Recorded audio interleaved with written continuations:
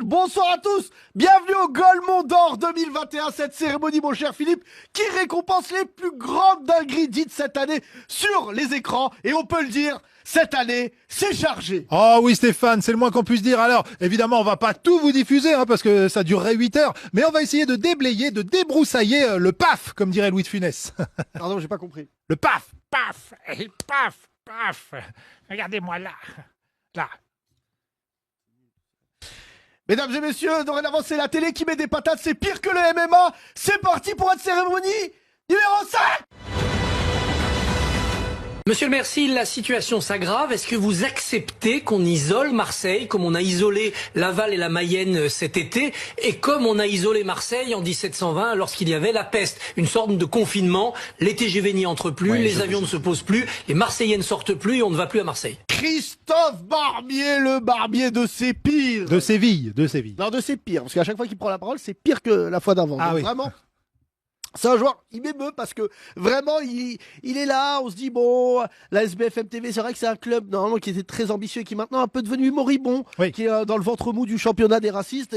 Mais quand même, grâce à ce joueur majeur qui dit que de la merde, ils arrivent quand même à faire quelques performances. Oui, la SBFM TV qui s'est fait un peu dépasser par son extrême droite, évidemment, par la CNews AO, mais qui reste avec des bonnes stats, 25-30 merdes par saison. C'est quand même une bonne stat grâce notamment à l'homme à l'écharpe rouge. Alors je rappelle qu'à la base, l'écharpe est blanche, et quand elle a fini par entendre tout ce qu'il disait comme merde, elle Ouais. est devenue rouge de honte. Exactement. D'ailleurs, elle irait bien avec mon bonnet, cette écharpe. Attendez, refaites Louis de Funès.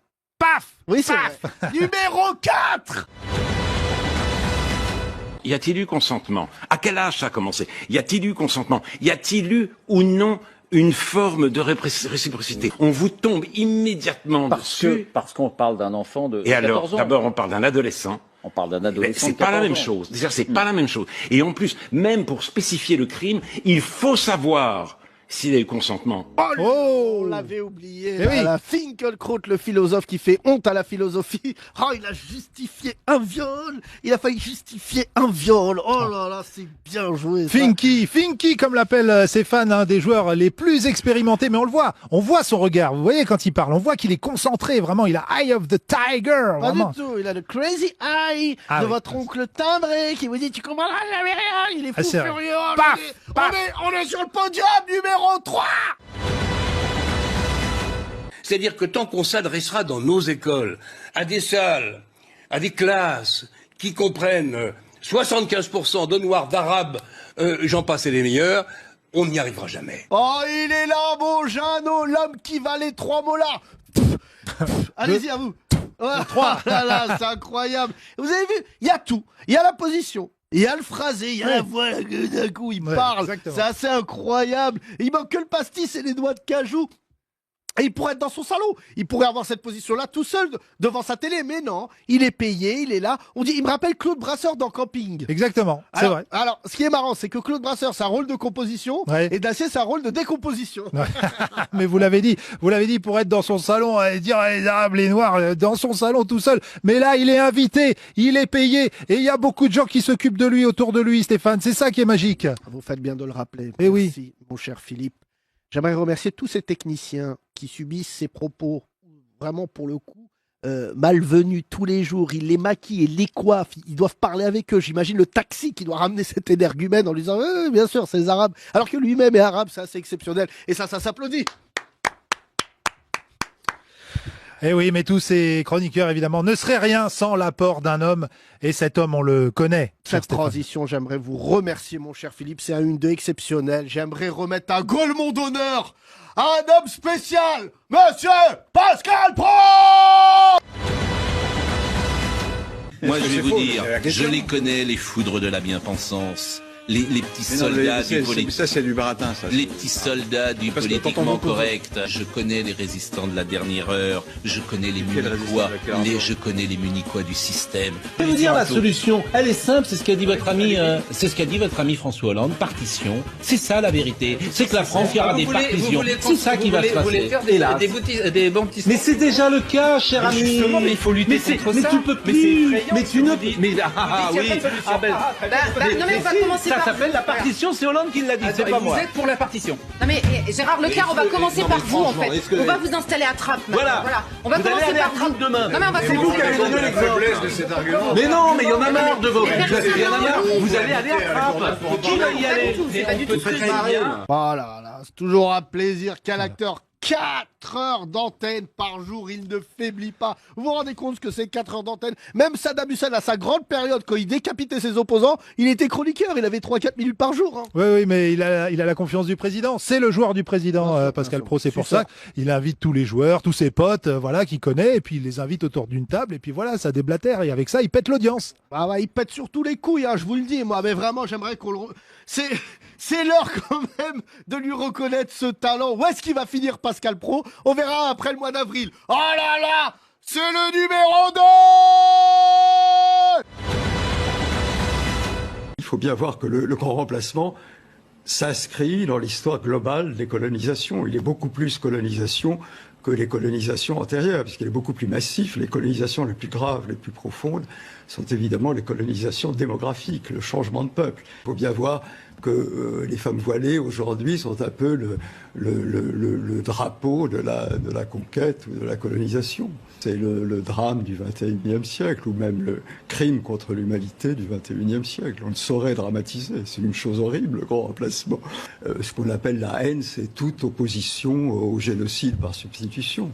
Oh, excusez-moi, parce que je me souviens, parce que j'étais devant ma télé ce jour-là. Je sais. Et quand il a sorti cette phrase, je me suis chié dessus. J'arrive pas à dire autrement. Parler d'un génocide à 19h49. Mais quel génie. Bah oui, c'est le génocide le plus tranquille que j'ai jamais vu quand même. Hein. C'est une espèce de génocide friendly, en fait, c'est ça. Hein. Absolument. Faudrait peut-être qu'on le fasse rencontrer un Rwandais pour qu'il lui explique qu'il y a vraiment un génocide. Mais plus c'est gros, plus ça passe. Oui, c'est pas ce que dit votre coach sportif. Pardon. C'est pas drôle d'ailleurs, parce que j'aimerais pas vraiment... Voilà, c'est aussi des souvenirs, le multi des complexes. Et dans cette cérémonie des Golemons d'Or, nous avons décidé de rendre hommage à des gens que vous ne verrez plus. Alors que quand il s'agit d'un petit voyou de la diversité qui se blesse en étant poursuivi par la police, là on en entend parler avant même que ça arrive presque. Les médias depuis des années encouragent cette jeunesse à dire qu'elle est victime de l'islamophobie, qui d'ailleurs est un droit. Je vous rappelle qu'on a le droit de ne pas aimer une religion dans notre pays. Arrêtons d'avoir peur, on est traité d'islamophobe. On s'en fout complètement. Si Éric Zemmour avance sur un terrain social qui est celui-ci, je n'exclurai pas de voter pour lui. Alors ça sera les séminaires interdits aux Blancs, la dénonciation des autres comme des koufars, etc. Mais ça existe tout ça. Bien sûr. Je veux dire, aujourd'hui, t'enlèves les Noirs et les Arabes, il n'y a plus de foot en France, au niveau professionnel et au niveau amateur. Je veux dire, s'il doit y avoir un racisme au niveau amateur, surtout en Ile-de-France, c'est plutôt un racisme anti-blanc qu'un racisme anti-noir ou anti-arabe. Mais ça, personne n'a les couilles de le dire. Oh là là, craquez pas. C'est dur. Hein. Pierre Ménès comme ça, là. Percuté par la bien-pensance, là. C'est chiant, là. Qu'une phrase à dire, hein, excusez-moi. Salut l'artiste. On pense à toi. Et tout de suite, le gagnant de cette cérémonie des Golemons d'Or 2021... C'est pas une surprise! Pas de surprise, le Napoléon des Golemons, Napo Golemons. Oh là là, deuxième Golemon d'Or consécutif. Personne n'avait fait ça depuis Jean-Marie Le Pen, je le tiens à le rappeler. Et vraiment, il est merveilleux parce que il est pointu sur tous les sujets. Il est complet, Stéphane, c'est vrai. Sur tous les terrains sociaux, il défèque. Sur toutes les minorités. Sur les femmes, les gays, les migrants, les gens de banlieue, les musulmans.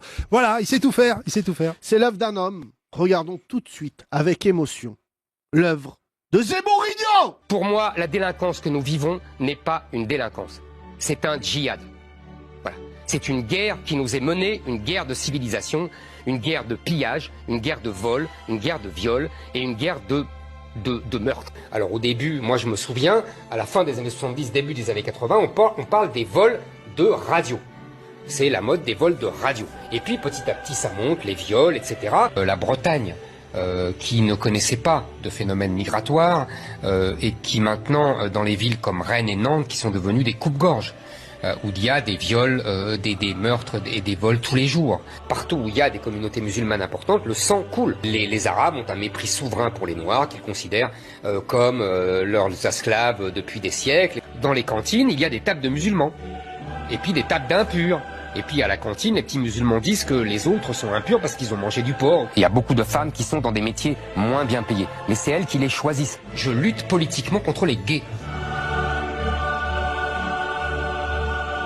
Mais il est indétrônable. Arrêtez de me dire oui mais lui il est bon, vous mesurez l'ego qu'il a pour se dire tellement j'ai dit de merde à la télé, je suis présidentiable, mais putain, mais cassez-vous avec vos joueurs. C'est le patron, mais vous savez ce qui me fascine moi Stéphane dans son jeu, c'est qu'il dit toujours qu'il aime la France alors qu'il déteste au moins la moitié de ses habitants. C'est incroyable ça.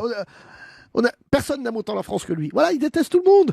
Les faits divers depuis des années en faisant des généralités, il est comme ça, il dit oui, ah tiens, il y a un oiseau qui est mort. Eh ben regardez, c'est les musulmans. C'est incroyable. Voilà, mais n'oublions pas que c'est grâce aussi au collectif de la CNews AO. Faut pas l'oublier, c'est un travail d'équipe. Tout le monde joue pour lui. Voilà, la balle dans les pieds. Oui, non mais c'est vrai que c'est un travail d'équipe. Par exemple, Christine Kelly, oui. Elle a oublié qu'elle était noire. Oui, c'est vrai. Parce que même devant lui, elle lui dit la somnambule des Antilles, ça, c'est incroyable. Ouais. Et ouais, mais tout le monde joue pour lui. Tout le monde joue pour lui. Et ça, c'est une chaîne qui arrive quand même à convaincre des millions de Français tous les jours que c'est la faute des autres. Oui, mais en même temps, c'est vrai. Ah pardon, dis donc, il a failli m'avoir aussi, dis donc. Ça marche. C'est vrai, ça marche bien. C'est hypnotique, Ah Stéphane, quittons-nous déjà avec cette cérémonie malheureusement qui touche à sa fin. Mais nous allons voir le 11 des Golemons d'or. Regardez, c'est exceptionnel. Mais il n'y a aucun pays qui a autant de bons joueurs. Regardez l'arrivée de ce joueur québécois qui s'appelle, excusez-moi. Oui, Mathieu Bock-Côté. Voilà, Céline Dion de la merde. Il joue dans les putes. Dans les buts, pardon. Ah, pardon. Oui. Parce que c'est presque... C'est presque. Mesdames et messieurs, on a vivement envie de vous retrouver en 2022 pour la Coupe des Golemons, c'est-à-dire la présidentielle. Et nul doute qu'on va se foutre la honte en 2022. À très vite.